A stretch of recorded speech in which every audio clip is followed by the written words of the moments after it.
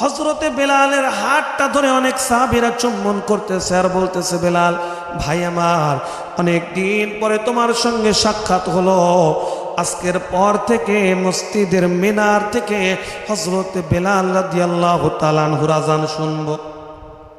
হযরতে বেলাল কোনো রকম কোনো কথা বলেন না, চোখের পানি ছাড়তে ছাড়তে হযরতে বেলাল রাদিয়াল্লাহু তাআলা আনহু আল্লাহর নবীজির রওজা পাকের কাছে চলে আসলেন।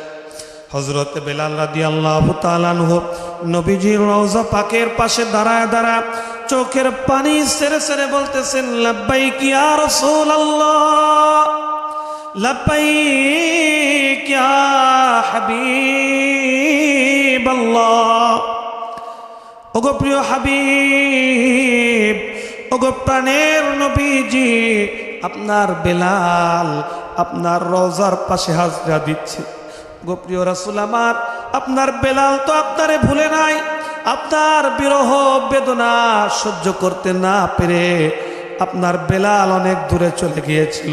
ওগো প্রিয় হাবিব, আপনার বেলাল আপনারে ভুলে নাই, আপনার বেলাল আজকে হাজির হয়ে গেছে।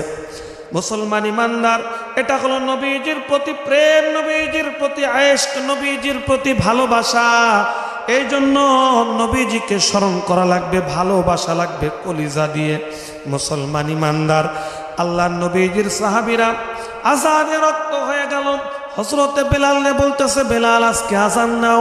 বেলাল বলতেছেন, যেই মসজিদে আল্লাহর নবীজির ইমামতিতে বেলাল নামাজ পড়তে পারবে না, যে মিনার থেকে আযান দেওয়ার পরে আল্লাহর নবীজি বেলালের আযানটা শুনবে না, যেই মদিনার মধ্যে বেলাল আল্লাহর নবীজিকে দেখবে না, সেই মসজিদের মিনার থেকে হযরতে বেলাল আযান দিতে পারবে না।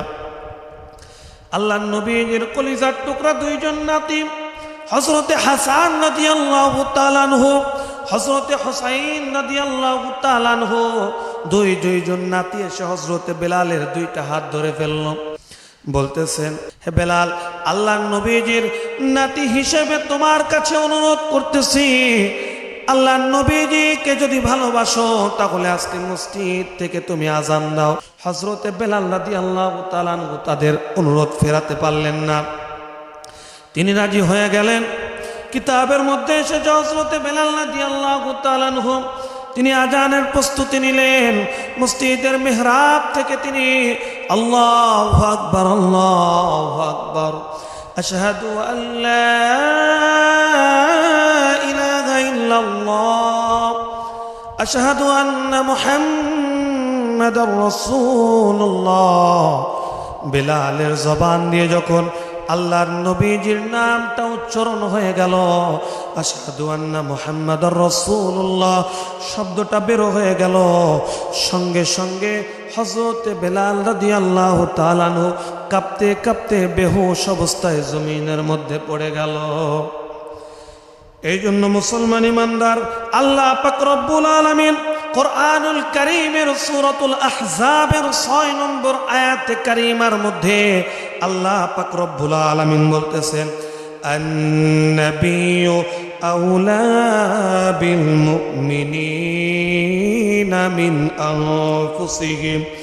আল্লাহ পাক রব্বুল আলামিন বলতেছেন, নবী মুমিনদের কাছে নিজের প্রাণের চাইতে অধিক প্রিয়। সুবহানাল্লাহ। আল্লাহর নবীজিকে যদি কেউ ভালোবাসে, আল্লাহর নবীজিকে যদি কেউ মহব্বত করে, তাহলে অবশ্যই অবশ্যই তার প্রাণের চাইতেও দয়াল নবীজিকে বেশি ভালোবাসা লাগবে।